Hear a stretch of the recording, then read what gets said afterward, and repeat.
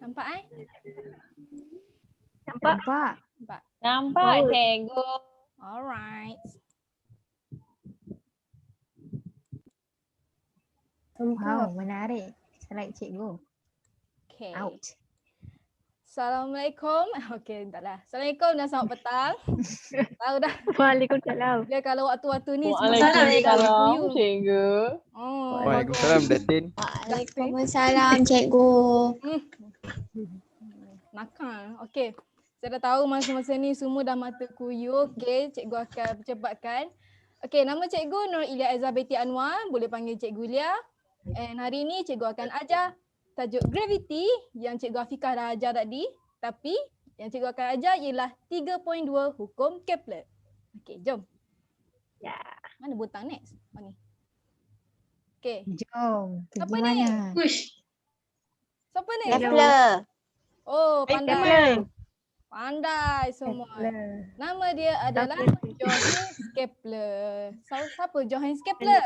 Johannes Kepler ni. Tu yang dalam gambar tu. Betul lah. Sabarlah dulu. Syaisyah. Okey, Johannes Kepler ni adalah pencipta hukum Kepler. Dan dia adalah seorang pakar matematik. Dia pandai.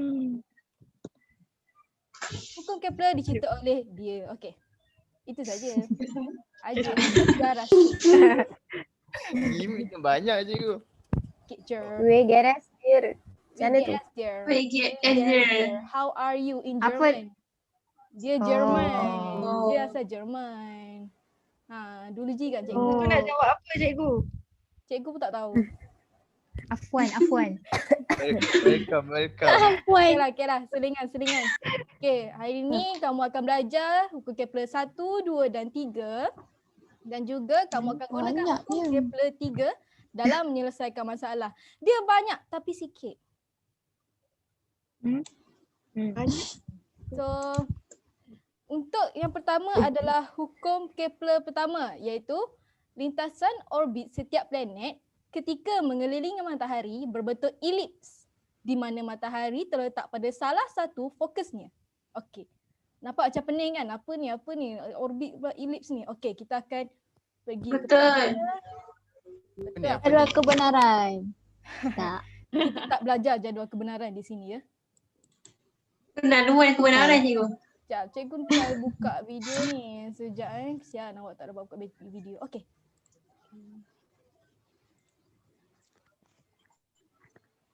Lama. Wow. Nampak video dia pusing. Planet berpusing-pusing. Okey. Nampak? Pusing. Planet bergerak di situ. Okey.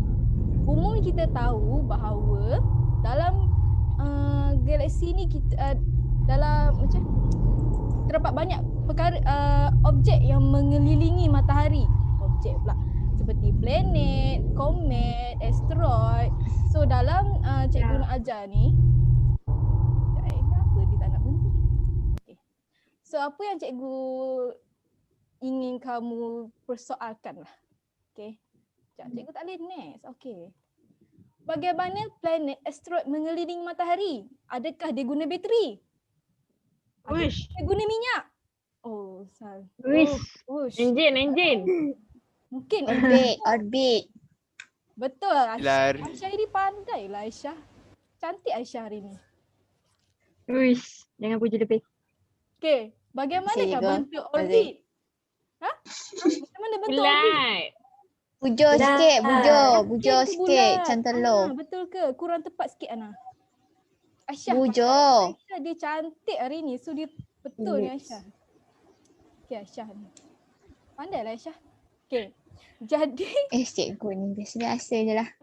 Sikit-sikit sudah Aisyah. Okay. Tengok hukum yang cikgu letak di atas ni. Lintasan orbit setiap planet iaitu hukum Kepler pertama tadi.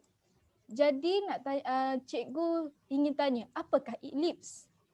Mungkin terms ini kurang bagi kamu kerana biasa kita guna bulat, petak, tapi apakah elips? So untuk hari ini cikgu akan ajar macam mana lukis elips. Pertama cikgu akan lukis bulat biasa dulu ya. Bulat biasa. Okey, bayangkan tengah ni kita ada paku. Okey, bulat kecil ni, dot-dot ni. Dan paku tersebut, alamak sorry. Sekejap bukan sorry. Okay, sorry. Okay, kita ada paku bulat di tengah-tengah ni. Dan paku itu diikat pada satu tali. Dan tali tu terikat pada pen. So kita tarik pen tu, dia akan dapat satu bulatan penuh. Nah, nampak tak lawa tapi bayangkan bulatan. So, ini adalah bulatan biasa. Bagaimana dengan elips? Elips kita bayangkan ada dua paku. Nampak paku cantik sini, cantik paku ni. Paku ni kita ikat pada satu tali juga. And kita pusing. Macam bulatan tadi tapi kita pusing. Jadi, apa beza bulat dengan elips? Siapa boleh jawab? Dia ada dua point. Titik Dua fokus. paku. Dua fokus. Dua paku. Dan bentuk dia? Bujur dan Bujur. Bujur. Bentuk dia bujur. Jadi elips. Bila kita gariskan elips ni di tengah-tengah kan, kita akan dapati bahawa alamak tak straight. Tapi boleh bayangkan tak straight? Boleh, cikgu. Boleh. No Bila problem. kita tarik satu garisan lurus di tengah-tengah paku ni, anda akan nampak, mudah-mudahan akan dapat lihat bahawa paku itu berada di tengah-tengah antara satu garisan panjang. Dan apakah maksud paku ini? Paku ini adalah titik fokus. Sorry, cikgu nak ni. Ini adalah dua titik fokus antara elips. Kerana itu dia berada di tengah-tengah. Tengah-tengah ni. Di tengah-tengah ni. Garisan ini menghubungkan antara jarak yang panjang antara elips ini dengan yang pendek. Yang panjang ini kita panggil sebagai paksi major. Jangan tertukar ya. Dan pendek adalah, boleh teka tak? Si minor. Betul. Bertentangan dengan major, kita akan ada paksi minor. Minor. Alright. Wow. Teacher Roger. So, semua dah faham apa makna elips? Apa makna salah satu titik fokus? Kan? Lintasan orbit setiap planet ketika mengelilingi matahari. Oh, cikgu lupa nak cakap. Matahari berada di salah satu titik fokus ini. Dia tak boleh berada dua. Kita ada satu je matahari. Jadi bumi akan mengelilingi matahari di sini. Di mana matahari pada mengelilingi orbit setiap planet berbentuk elips. Matahari terletak pada salah satu titik fokus ni. Ini salah satu titik fokus. Okay. Next. Next. Hukum Kepler bukan tertakluk pada planet. Kita boleh juga guna pada benda lain. Sebagai contoh, asteroid yang mengelilingi juga matahari. Dan juga komet. Komet yang lawa-lawa cantik-cantik tu. Dan kita komet. Bukan komik, tu yang kamu baca.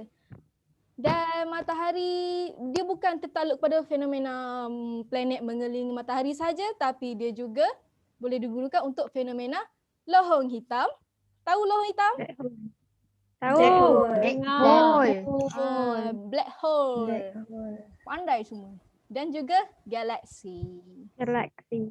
Kalau ada tengok pun nampak hujung ni galaksi ni. Lawa. Okay. Next. Semua faham? Faham. Ada hukum Ayah Kepler Pop kedua. ke? Garis yang menyambungkan planet dan matahari akan mencakupi luas yang sama dalam selang masa yang sama apabila planet bergerak dalam orbitnya. Nampak? Ayat makin panjang. Saya tahu semua dah makin confused. Jadi kita akan ambil sikit-sikit, kita akan ambil key point dia nanti supaya kamu semua boleh hafal dengan lagi mudah. Okay. Cikgu tak nampak muka kamu di sini. Okay. Garis yang menyambungkan planet dan matahari akan mencakupi, tengok sini, luas yang sama, ini key point kita, dalam selang masa yang sama apabila planet bergerak dalam orbitnya. Okey. Kita tahu hukum Kepler pertama cakap apa tadi?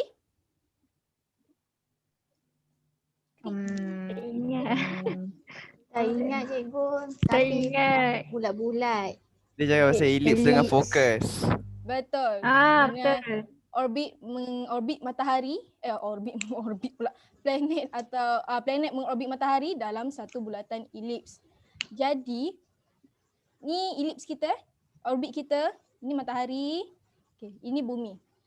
Jadi bila bumi bergerak, kita akan ada satu pergerakan tertentu. Contohlah kan bulan Januari hingga Februari. Okey, bayangkan dia nak bergerak antara tempoh 1 bulan. Jadi dia akan bergerak ke mana? Dia akan bergerak ke situ. Ini Januari, ini Februari. Okey. Dan cikgu akan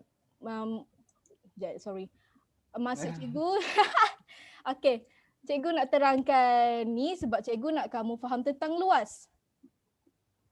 Jadi luas yang kita masukkan ialah, contohlah kita lukis satu segitiga, nampak tak segitiga ni takut halus. Segitiga ni Nampak. kita gariskan daripada matahari ke bumi pada bulan Januari dan matahari ke bumi pada bulan Februari. Okey. Kita lorekkan di tengah-tengah garisan segitiga ini yang cikgu lorek ini adalah luas yang dimasukkan. Tapi bukan luas yang sama, cikgu masukkan luas saja. Kita tak masuk lagi luas yang sama. Jadi kita tambah 1 bulan lagi dari Oktober ke November. Anda pula dah murid-murid. Kalian rasa Oktober bumi berada di mana? Lawan jam. Kiri. Betul, kiri. Dia jauh sikit. Dan juga November di situ. Jadi luas. Jadi mestilah dia ada luas di sini juga kan? So kita berbalik kepada hukum Kepler kedua. Luas yang sama dalam selang masa yang sama. Kedua-dua ni mempunyai selang masa yang sama, itu 1 bulan. Jadi bila selang masa mereka kedua-dua tempoh ini sama, maka dia akan mempunyai luas yang sama walaupun bentuk dia lain. Luas. Nampak pelik kan? Tapi cikgu nak cakap apa yang berbeza dengan Februari, Januari dan Oktober, November. Apabila bumi berada di bulan Oktober, dia lagi laju pusingan dia di orbit berbanding antara Februari dan Januari. Kerana nanti kita tengok satu simulasi, cikgu akan tunjuk. Jadi kamu semua boleh tengok di sini bahawa luas yang sama dalam selang masa yang sama, iaitu 1 bulan, apabila planet bergerak dalam orbitnya. Jadi itu hukum Kepler yang kedua. Mana tadi? Okey. Alright. Okey, ni simulasi. Dia berpusing melawan anti clockwise atau uncle clockwise anti clockwise atau clockwise. Uncle clockwise tak ada setakat ni, anti clockwise. Anti clockwise ya Fazli? Okey, sekejap cikgu nak pasang ni.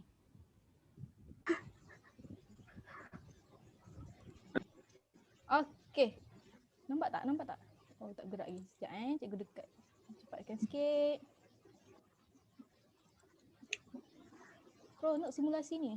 Okey, tengok. Dia berpusing macam ni. Dia perlahan sampai dekat matahari, dia jauh. Perlahan balik sampai dekat matahari, dia cepat balik.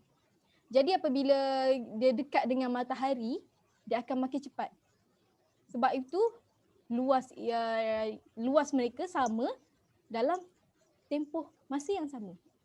Okey, faham semua? Faham cikgu? Hello? Tidur dah ke? Ada. Okey, kita sikit lagi. Kita masuk ke hukum Kepler ketiga. Kuasa 2 tempoh orbit planet T squared adalah berkadar terus dengan kuasa 3 jejari orbitnya. Okey, nampak Johannes Kepler lagi? Johannes Kepler yang dia mengumpul data-data untuk membuat hukum Kepler ketiga. Tetapi bukan dia yang lengkapkan hukum ni. Siapa yang lengkapkan? Siapa yang tak tidur lagi? Siapa? Teka, siapa? Albert Einstein, siapa? Kepler. Selain Kepler yang melengkapkan Newton. Johannes. bukan. Newton. Bini dia. Bini dia. Bukan. Isaac Newton. Betul. Isaac Wish. Newton. Pandailah Aisyah ni. Cantiknya Aisyah. Isaac Newton. Biasa je. Biasa je. Aisyah sikit-sikit sudah. Selingan sikit je. Okay, Isaac Newton yang melengkapkan formula hukum Kepler yang ketiga. Jadi, macam mana dia dapat hukum Kepler? Macam mana dia boleh rumuskan? Okay, kita akan Berkecil masuk mata. satu-satu. Okay, nampak ni? T kuasa 2 berkadar langsung dengan jejari orbit iaitu R kuasa 3. Okay, mula-mula kita akan tukar ni dulu. Kita akan pakai formula apa mula-mula? Formula daya memusat ataupun centripetal force dengan formula hukum kegravitian Gmm/R². So hari ni kita main formula sikit untuk yang ketiga sebab hukum ketiga memang main formula. And awak kena dalam exam kadang-kadang mungkin kena define. Macam mana awak dapat T² berkadar terus dengan R kuasa 3. So ni kita bawa semua ke sini biar tinggal V² je. Ni potong. Jadi tinggal V² je. And then sekejap. Bila tinggal V², kita tengok formula kat atas ni. V² ni adalah laju linear. Iaitu laju planet ini mengorbit matahari. Ni matahari ni tak nampak. Okay, ni planet. Okay. So kita pakai V equals to 2 pi R over T. And then kita akan masukkan ni V 2 pi R over T laju ke dalam nombor 3 ini. Okay, bila kita dah masukkan, kita akan dapat ni 2 pi R square over T square equals to Gm over R. Dan kita akan dapat 4 pi square R square. Kita dah square semua. So sekarang ni kita nak biar ada, kita potong yang mana tak perlu. Okay. Lepas tu dapat, kita biar tinggalkan T square je kat sebelah. And then kita akan dapat T square equals to 4 pi square R kuasa 3 over Gm. Tapi yang nak tanya, di manakah pemalar antara formula ni? Apakah pemalar dia? Kita nak buang pemalar. Halo? 4 pi. 4 pi. 4 pi. Okay, 4 pi 4 lagi. pi square. Lagi? Halo cikgu. Halo? Saya ada di sini. Ada lagi? Ada GM, betul Atika. G. GM. Pandai Atika. Jadi kita akan dapat formula yang asal T square berkadar langsung dengan R kuasa 3. Okay, last. Okay, ni formula tadi ya. Formula in case kamu nak tengok tadi. Contohlah ada yang tak faham lagi formula ni. Formula apa yang cikgu guna tadi, daya memusat, hukum kegravitian, laju linear dan ini simbol-simbol yang cikgu gunakan tadi ya. So next. Okay, kita pergi kepada latihan. Buka minda semua, kita pergi ke latihan. Okay. Diberi tempoh orbit bumi mengelilingi matahari ialah 365.25 hari. Jarak bumi dengan matahari ialah 1.5 darat 10 kuasa 11 meter. Dan jarak Pluto dan matahari ialah 1.08 darat 10 kuasa 11 meter. Dia nak apa? Dia nak hitung tempoh orbit T bagi Pluto yang mengelilingi matahari. Dia macam ni. Okay, Pluto kat sini. So dia nak tahu Pluto ni berapa lama ambil masa dia nak mengelilingi matahari. Jadi pertama kita pakai hukum Kepler ketiga iaitu T square berkadar langsung dengan ada 3. Tapi bila kita tak boleh pakai berkadar langsung, kita kena tukar sama dengan. Jadi bila kita tukar dengan sama dengan, kita akan ada K. Jadi T squared sama dengan K R kuasa 3. So kita alihkan, biar tinggal K seorang di sini, biar dia memang lonely sikit K ni. Okay. And then kita akan ada 2. Satu K untuk apa ni? Oh sorry. Oh K untuk bumi dan juga K untuk Pluto. Kita akan masukkan ke dalam K ni. Kita akan masukkan yang ni dalam sini. And then kan kita compare, biar tinggal ni T square P ni biar tinggal TP sebab kita nak apa? Kita nak tempoh orbit. Tempoh orbit kita T. Tempoh orbit Pluto. T square P sama dengan Pluto. Okay? Jadi, sekejap pemadam. Takut awak confuse. Mana pemadam? Saya ada pemadam ke? Tak apa. Cikgu ada. Apa lagi Lia? Okay, thank you. Dah nak habis dah data? Okay. Jadi kita masukkan apa yang dia bagi, hari, tempoh bumi, jejari, jejari apa semua. Kita masukkan radius ni. Dan kita akan dapat jawapan 223 hari. Ni example, nanti next time kamu boleh buat sendiri, okay? Okay. So, ni kesimpulan. Kesimpulan cikgu ringkaskan untuk hukum pertama, kedua dan ketiga, cikgu ambil key point. Supaya senang, kamu hanya perlu ingat yang ni saja supaya senang kamu nak ingat hukum yang asal nanti. So, itu sahaja bagi cikgu. Okay, terima kasih. Terima kasih. Cikgu. Cikgu.